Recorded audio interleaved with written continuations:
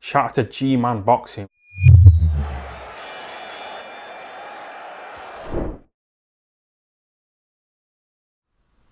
Alright, people, Sonny Edwards wins a 12-round unanimous points decision over Felix Alvarado. Scorecards of 115-113 twice and 116-112. Now, this was a fight of two halves. Now, personally, I felt the 115-113 scorecards a little bit too close. I tend to be more inclined of the 116-112 or maybe even a 117-111 type fight. As I said, it was a tale of two halves. The first 6 rounds, I mean, watching Sonny Edwards those first 6 rounds, he does so much in the ring that's so good. And he is one of these professionals who just makes something difficult look easy, which is, again, in itself very difficult to do, but Sonny Edwards is able to do it. The footwork that Edwards has, and it's improved over the years. It's always been good, but it's really just since he's gone with Grant Smith, I mean, it's just improved dramatically over the years. And in the ring there with the whole fight, but more so the first 6 rounds when he was fresh, the moving, the lateral movement, the way he was able to just completely offset Alvarado, the way he was able to just turn Alvarado almost at will. He'd square himself up against the ropes. He'd be able to just kind of let Alvarado do what he needs to do, parrying the shots the whole time. He'd be either like countering with uppercuts or a little short right hand, the odd time a left hook, or he'd just be able to just move him, basically get him up against the ropes, and Edwards would be just on the move again. Absolutely tremendous work. Alvarado was really headhunting early on, and you could hear the corner. There was one guy in the corner who was speaking English, and he was you could hear it just roaring. He's like, go to the body, go to the body. Now, for the first few rounds, he didn't really go to the body. He was looking to go for Sonny Edwards' head. He was always looking to set up right hands and try and land on Sonny Edwards. Edwards had them right hands telegraphed pretty straightforward, and he was able to, land his own shots, counter with right hands, occasionally would lead in with an uppercut. So Edwards, for the first 6 rounds, I mean, it was a joy to watch, really. He couldn't put a foot wrong. I didn't think he put a foot wrong in the first 6 rounds. Alvarado came out in the 7th round, and he started to apply a lot more pressure, because it really kind of almost looked after the 6th round that mentally Edwards was breaking Alvarado down as opposed to physically, because Alvarado was just chasing shadows. He was trying to land, and he was trying to throw a few body shots in there as well for the first 6 rounds, but even they just didn't seem to land. He just didn't seem to be able to do anything with Sonny Edwards in there. And I was thinking kind of almost Lomachenko-esque, certainly we're talking about a prime Lomachenko, where he wouldn't just break the opponent down physically. It was the constant movement, the constant angles. Mentally, it's just like, what the hell? Where are you? You're there 1 minute, you're there, you're hitting me, and I'm trying to return fire. I'm throwing a shot there, you're over there, and you're hitting me with left hooks.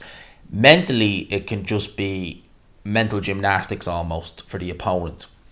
We're going to the 7th round. Edwards slowed down a bit, and Alvarado, he turned up the aggression. He went through the gears with the aggression. He really had a good 7th round, really stamped his authority on that round, I thought.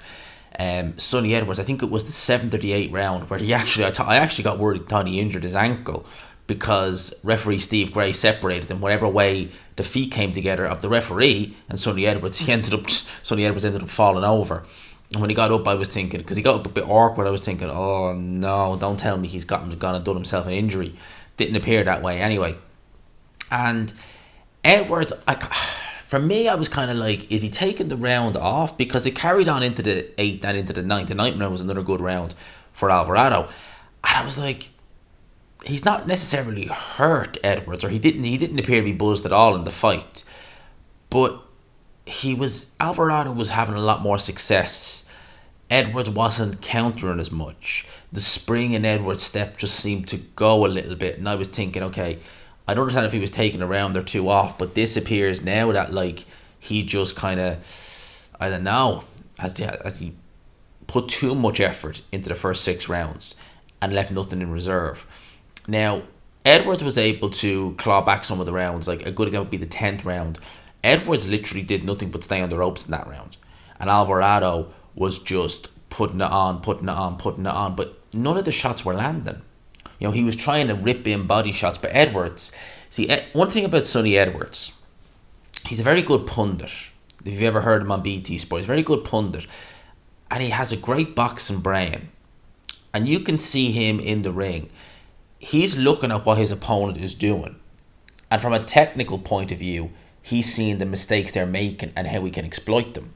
So one thing Alvarado was doing when he had Edwards backed up against the ropes, he was obviously looking for the left hook to the body. He was dropping that left hand straight away, looking to crank a left hook to the body.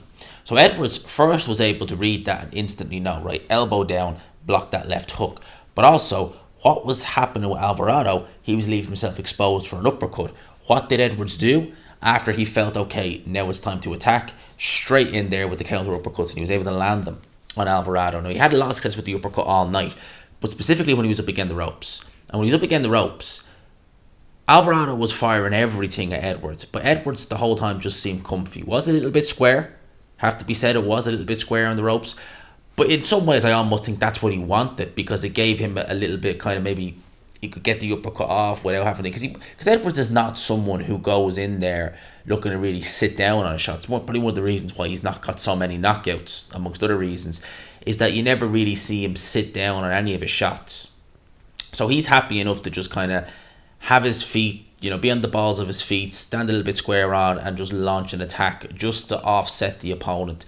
And he did that in the 10th round. And again, for the 11th and 12th round, it was much more the same, just Sonny Edwards. He kind of almost coasted over the line. It'd be the best way to describe it. So it was a good performance. I thought, you know, Alvarado certainly was game. I thought he would be. For how the first 6 rounds went, it surprised me how the last 6 went. Because it really did look like it was going to be a shutout for Sonny Edwards, and this was not going to be any real trouble. But he definitely had his fair share of problems. There was talk after about what his next move is. Potentially unify at 112 pounds. Obviously there's, you know, Ray Martinez there. He'd be, you know, that's an interesting fight in of itself.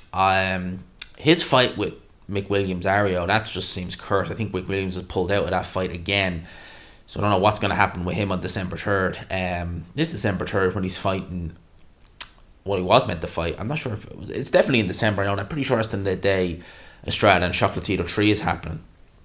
I don't know what he's going to do. Him against Edwards would be interesting. I'd probably... see, I don't know how Martinez is after the Chocolatito loss.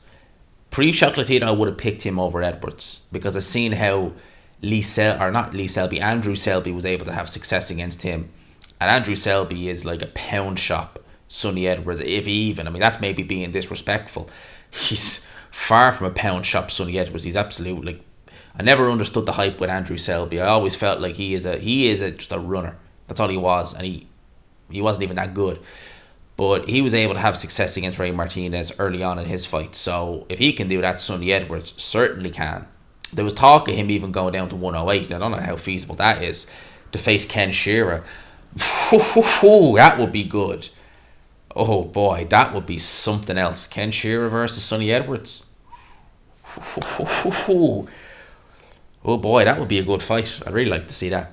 But we'll wait and see what Edwards does next. Like I said, improving every fight I see him. I think this one was, again, I think the caliber of the opponent. Felix Alvarado is no slouch. You know, he's a very good fighter, you know, very good at 108. So, yeah, we'll see how Sonny Edwards, because Sonny Edwards and Grant Smith, they're both great boxing brains, and I think they take lessons from this and incorporate it into their fights moving forward. So we'll wait and see. Let me know your thoughts in the comments on Sonny Edwards' performance. Let me know everything in the comment section, what you thought, how would you score it, were you happy, were you not happy, were you impressed, were you unimpressed, who'd you like to see him fight next? Leave it in the comments below. I'll talk to these people. Smash the like button on the way out. Peace.